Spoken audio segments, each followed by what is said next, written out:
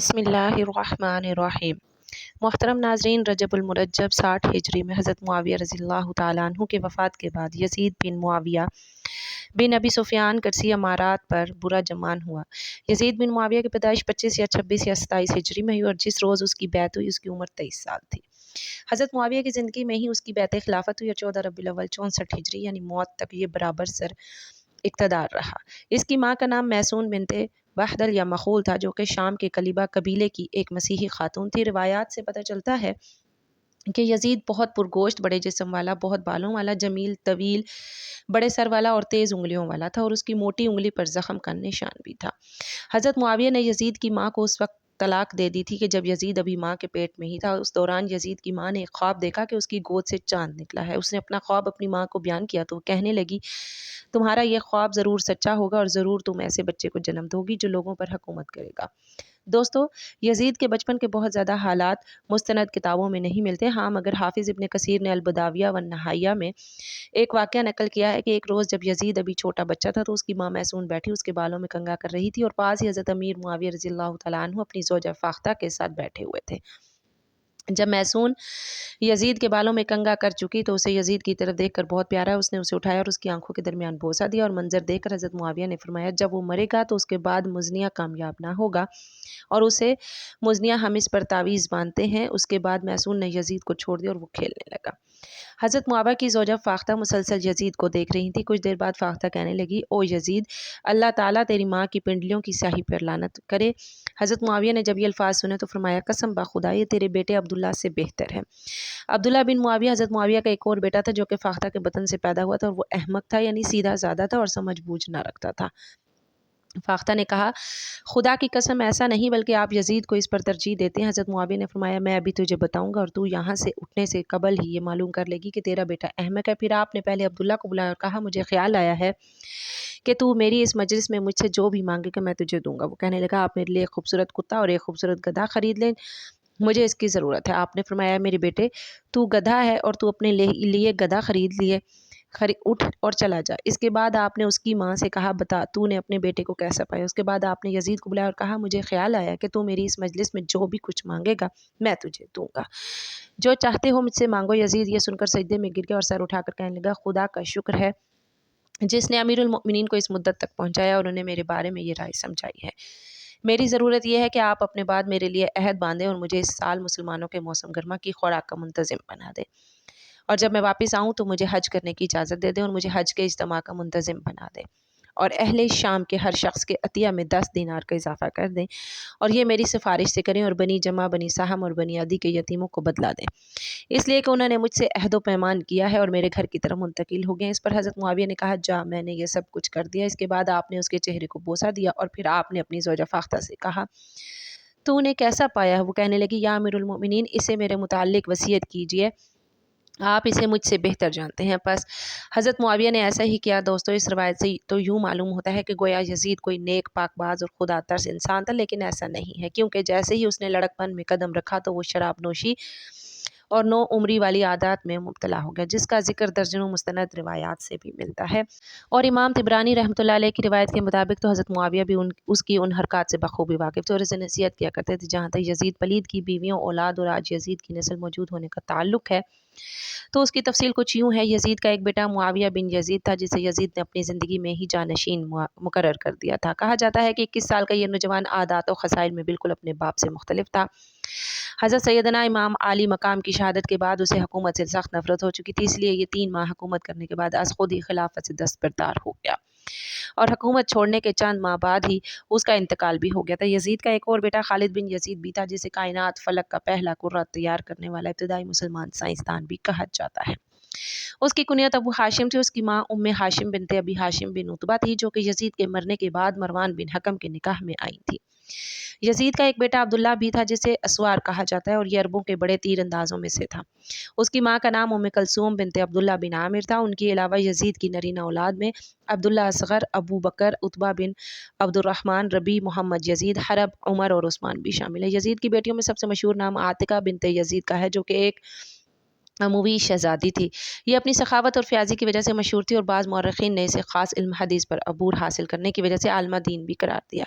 इसकी वजह शोहरत में एक और अहम बात ये भी है कि ये 12 अमवी खुलफ़ा के साथ क़राबत और रिश्तेदारी रखती थी, क्योंकि इसका दादा, बाप और भाई, इसका ससुर, शौहर और एक बेटा, 3 सौतेले बेटे, एक पोता और 2 सौतेले पोते सब के सब अम्बी खुलफ़ा थे। इसके अलावा यजीद मुआविया की बेटियों में रमला, उम्मे अब्दुर्रहमान, उम्मे यजीद और उम्मे मोहम्मद भी शामिल है। याद रहे, उलमाए कराम और तमाम मुअर्रिखीन का इस बात पर इज्तिमा है कि यजीद पलीद की औलाद में से अब किसी की भी कोई औलाद दुनिया के किसी खित्ते में मौजूद नहीं है। वो सब के सब और उनकी औलादें भी मर चुकी हैं और यजीद की नस्ल ख़त्म हो चुकी है। यजीद की बीवियों में से कुछ नाम तो वो हैं जो हम पहले बयान कर चुके हैं और बहुत के नाम तारीख में नहीं मिलते, लेकिन एक अहम नाम जिसे चंद लोगों ने बयान किया है, हम अपने नाजरीन के सामने लाना चाहते हैं। याद रहे, इस नाम में शदीद इख्तलाफ पाया जाता है।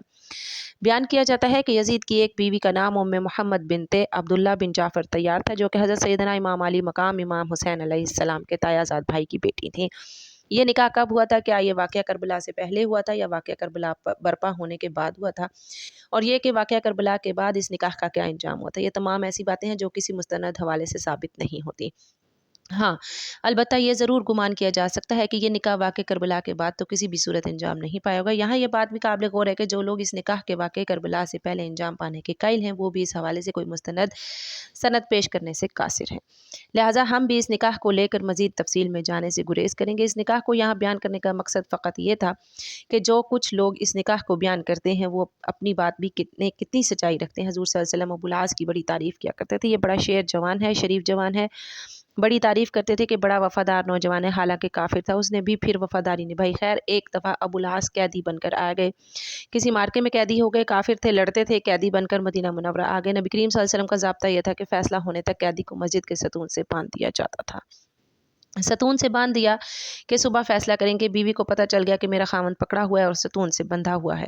सुबह उसके मुकद्दर का फैसला होना है। फैसला कत्ल भी हो सकता था, फैसला रिहाई भी हो सकती थी, फैसला जुर्माना भी हो सकता था, फैसला कुछ भी हो सकता था। बुखारी शरीफ की रिवायत है कि सुबह नमाज के बाद हज़रत ज़ैनब रज़ी अल्लाह तआला अन्हा घर से आई, दरवाजे के ओट में खड़ी हुई। या रसूलुल्लाह सल्लल्लाहु अलैहि वसल्लम, इस कैदी को मैंने पनाह दे दी है। कैदी कौन है? खामत है। इस कैदी को मैंने पनाह दे दी है। हज़ूर सल्लल्लाहु अलैहि वसल्लम ने सुना, देखा, मुस्कुराए और फरमाया, कद अजरना मिन अजरतु, जिसको तूने पनाह दी है हमने भी दे दी है। कानून ज़ाब्ता ये था कि किसी कैदी को, किसी काफिर को, किसी दुश्मन को आम आदमी अगर पनाह दे दे तो हो जाती थी। तो उनको पता था मसले का कि मैं अगर पनाह दूंगी तो बच जाएगा, वरना पता नहीं क्या फ़ैसला होगा। उसके बारे में अबुल आस बिअसत से पहले एक दिन रसूल सल्लल्लाहु अलैहि वसल्लम के पास आए और कहा, मैं अपने लिए आपकी बड़ी बेटी ज़ैनब का रिश्ता मांगने आया हूँ। रसूल सल्लल्लाहु अलैहि वसल्लम ने फरमाया, मैं उनकी इजाज़त के बगैर कुछ नहीं कर सकता। घर जाकर रसूल सल्लल्लाहु अलैहि वसल्लम ने हज़रत ज़ैनब रज़ी अल्लाह तआला अन्हा से कहा, तेरे खाला के बेटे ने तेरा नाम लिया है, क्या तुम इस पर राज़ी हो? सैयदा ज़ैनब रज़ी अल्लाह तआला अन्हा का चेहरा सुर्ख हुआ और मुस्कुराई। रसूलुल्लाह सल्लल्लाहु अलैहि वसल्लम उठकर बाहर तशरीफ़ लाए और अबुल आस बिन अरबी का रिश्ता हज़रत ज़ैनब रज़ी अल्लाह तआला अन्हा के लिए कबूल किया। यहाँ से मोहब्बत की एक दास्तान शुरू होती है। अबुल आस से ज़ैनब का बेटा अली और बेटी उमामा पैदा हुए। फिर आजमाइश शुरू हो जाती है, क्योंकि नबी पर वही नाजिल हुई और आप अल्लाह के रसूल बन गए। अबुल आस कहीं सफ़र में थे, जब वापस आए तो बीवी इस्लाम कबूल कर चुकी थी। जब वो घर में दाखिल हुए तो बीवी ने कहा, मेरे पास तुम्हारे लिए एक अजीम खबर है। ये सुनकर अबुल आस उठकर बाहर निकलता है। सैयदा ज़ैनब रज़ी अल्लाह तआला अन्हा खौफज़दा होकर उनके पीछे पीछे बाहर निकलती और कहती है, मेरे अब्बू नबी बनाए गए हैं और मैं इस्लाम कबूल कर चुकी हूँ। और अबुल आस ने कहा, तुमने मुझे पहले क्यों नहीं बताया? अब दोनों के दरमियान एक बड़ा मसला पैदा होता है, जो कि अकीदे का मसला था। सैयदा ज़ैनब रज़ी अल्लाह तआला अन्हा में अपने अब्बू को झुटला नहीं सकती, ना ही मेरे अब्बू कभी झूठे हैं। वो तो सादिक और अमीन है। मैं अकेली नहीं हूँ, मेरी माँ और बहनें भी इस्लाम कबूल कर चुके हैं। मेरा चचाज़ाद भाई अली बिन अबी तालिब भी इस्लाम कबूल कर चुके हैं। तेरा चचाज़ाद उस्मान बिन अफ़्फ़ान भी मुसलमान हो चुके हैं।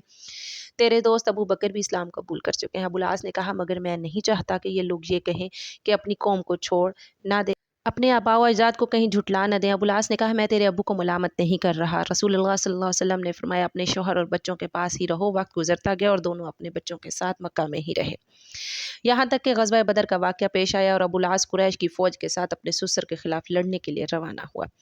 हज़रत ज़ैनब रज़ी अल्लाह तआला अन्हा खौफ़ज़दा थी कि उसका शौहर उसके अब्बा के खिलाफ जंग लड़ेगा, इसलिए रोती हुई कहती थी, ए अल्लाह, मैं ऐसे दिन से डरती हूँ कि मेरे बच्चे यतीम हों या अपने अब्बू को खो दूँ। हज़रत अबुल आस बिन अरबी रसूलुल्लाह सल्लल्लाहु अलैहि वसल्लम के खिलाफ बदर में लड़े। जंग ख़त्म हुई तो दामाद ससुर के कैद में था। खबर मक्का पहुँच गई कि अबुल आस जंगी कैदी बनाए गए थे। سیدہ زینب پوچھتی رہیں کہ میرے والد کا کیا بنا؟ لوگوں نے بتایا کہ مسلمان تو جنگ جیت گئے۔ اس پر سیدہ زینب رضی اللہ تعالیٰ عنہا نے سجدہ شکر ادا کیا۔ سیدہ زینب رضی اللہ تعالیٰ عنہا نے پھر پوچھا میرے شوہر کو کیا ہوا؟ لوگوں نے کہا اس کو حضور نے جنگی قیدی بنا لیا ہے۔